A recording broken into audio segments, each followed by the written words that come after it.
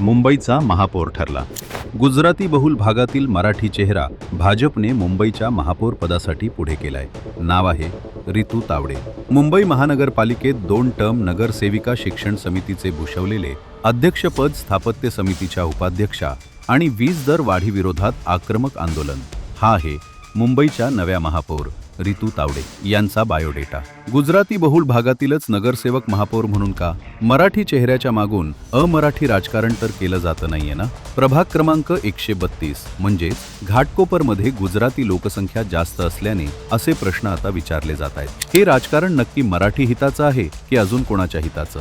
हे येणारा काळच ठरवेल. तोपर्यंत मुंबईचा महापौर मराठीच होणार आहे ही मराठी माणसासाठी आनंदाची गोष्ट आहे.